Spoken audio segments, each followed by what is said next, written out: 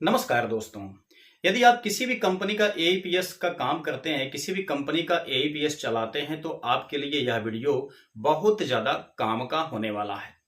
क्योंकि दोस्तों हम इस वीडियो में डिस्कस करने वाले हैं री केवाईसी, ई केवाईसी, जो कि आपको अपने एईपीएस संचालन में लगभग फेस करना ही पड़ता है।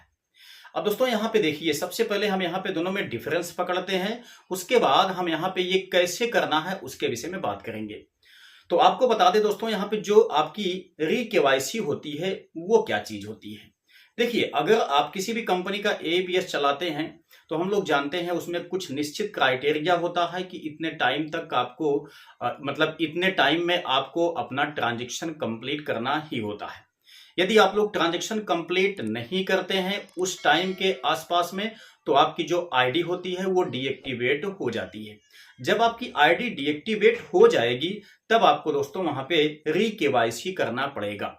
अब री केवाईसी के अंतर्गत आपका जो भी डॉक्यूमेंट आपने आईडी बनवाते टाइम लिया हुआ था वो आपको डॉक्यूमेंट यहाँ पे सबमिट करना होता है।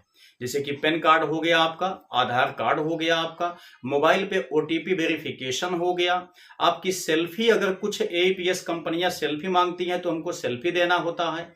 ठीक है, अपना एड्रेस वहां पे फिलअप करना होता है, अपना लोकेशन वहां पे सेट करना होता है।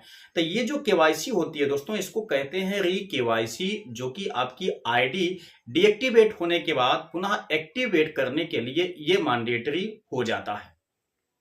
हमारे बहुत सारे यहाँ पे एपीएस संचालक भाई जो हैं वो कमेंट किए हुए थे कि सर, जो आर मतलब री केवाईसी होता है, जो आपका ई केवाईसी होता है, इन दोनों में क्या डिफरेंस है, कृपया हमें बताएं इसके विषय में। तो मुझे लगा कि आप लोगों को इसके विषय में जो डिफरेंस है वो निश्चित ही पता होना चाहिए। आप लोगों का जो कंफ्यूजन है दोस्तों वो बिल्कुल भी क्लियरफाई रहना चाहिए। अब हम यहाँ पे बात करते हैं जो हमारी ई केवाईसी होती है वो क्या होती है। दोस्तों हम लोग जानते हैं कि एपीएस का संचालन का परमिशन यहाँ पे टोटल 4 बैंक की हुई है। एक है आपका एक्सिस बैंक, एक है आपका यस बैंक, एक आरबीएल बैंक, एक आपका है एनएसडीएल बैंक। ठीक है ना। तो अगर आप कोई सा भी एपीएस कंपनी चलाते हैं दोस्तों, तो उसमें आपको निश्चित ही ये 4 ऑप्शन देखने को मिल जाते हैं।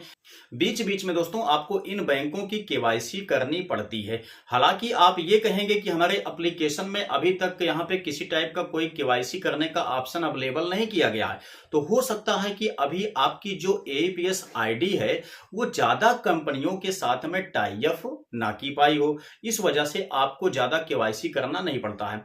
लेकिन जो लोग यहाँ पे स्पाइस मनी चलाते हैं उनको पता है कि यहाँ पे टोटल 4 बैंकों की केवाईसी कंप्लीट करना आवश्यक होता है। सबसे पहले आपको बता दूं दोस्तों कि आप किसी भी कंपनी का अगर आईडी जब बनवाते हैं तो उस टाइम आपको एक्सिस बैंक की केवाईसी कंप्लीट करना होता है, क्योंकि आपको सबसे पहले एक्सिस बैंक परमिट अलाउ करती है एईपीएस संचालन के लिए। उसके बाद क्या होता है, जैसे आपकी एईपीएस कंपनी अन्य बैंकों के साथ टाई अप करती है, जैसे कि मान लेते हैं यस बैंक के साथ टाई अप किया, जैसे ही यस बैंक के साथ टाई अप करेगी उसके बाद दोस्तों आपसे एईपीएस कंपनी यस बैंक की भी केवाईसी कंप्लीट करवाएगी। ठीक है।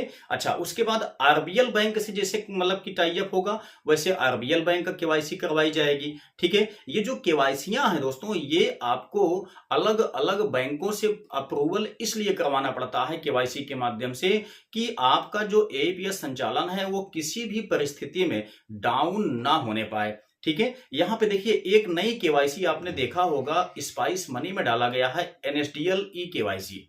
ठीक है। तो जो एनएसडीएल ई केवाईसी है वो आपको एक अलग फैसिलिटी प्रोवाइड किया है। आपको पता है कि हम लोग जब 2FA करते हैं तो हमारी आईडी लॉगिन होती है, लेकिन 2FA करने के लिए दोस्तों यहाँ पे जिसके नाम से आईडी क्रिएट की गई है उसी का 2FA यानी कि बायोमेट्रिक उसी का लगता है, तब 2FA कंप्लीट होता है। उसके बाद ही आप अपने एईपीएस के माध्यम से विड्रा इत्यादि कर पाते हैं। लेकिन एनएसडीएल का परमिट यहाँ पे मिलने के बाद एक फायदा आप लोगों को ये हुआ है, ये अभी केवल आपका स्पाइस मनी में ऐड हुआ है बस। ये फायदा क्या है उसके विषय में जानिए। देखिए, अगर आप एनएसडीएल की केवाईसी कंप्लीट कर लेते हैं तो बेनिफिट आपको ये होगा कि आपको भले भी आप ऑनर हैं आईडी के, ठीक है ना, केवल आपको ही यहाँ पे 2FA नहीं करना पड़ेगा, बल्कि आप चाहेंगे तो कोई असिस्टेंट रख लेंगे, यानी कि असिस्टेंट को भी वहां पे आप जोड़ देंगे, तो वो असिस्टेंट भी आपके अनुपस्थिति में केवाईसी कंप्लीट 2FA कंप्लीट कर लेगा। 2FA कंप्लीट करने के बाद वो विड्रा यानी कि दुकान को आसानी से संचालित कर सकता है। तो यहाँ पे एनएसडीएल की केवाईसी करने का बेनिफिट आपको दोस्तों यही मिल जाता है। ठीक है, तो आपको ये पता होना चाहिए कि आप अगर एईपीएस चलाते हैं तो कितनी केवाईसी आपको करनी होती है, और साथ साथ आपका जो री केवाईसी है वो क्या होता है, दोनों में डिफरेंस आपको उम्मीद करते हैं कि अब अच्छी तरह से पता चल गया होगा। अगर दोस्तों आपको ये वीडियो पसंद आया है, आपको लगता है कि नहीं इस वीडियो से हमें हेल्प मिला है, तो लाइक अवश्य कर दीजिएगा, साथ साथ अपने दोस्तों के बीच में भी इसको शेयर अवश्य कर दीजिएगा। और दोस्तों अगर ऐसी ही इंफॉर्मेशन आप कंटिन्यू जानना चाहते हैं तो इस चैनल को सब्सक्राइब करके बेल आइकन को भी दबा लीजिएगा, क्योंकि आपको ऐसी ही इंफॉर्मेशन एईपीएस बैंकिंग से रिलेटेड लगातार इस चैनल पे मिलती रहती हैं।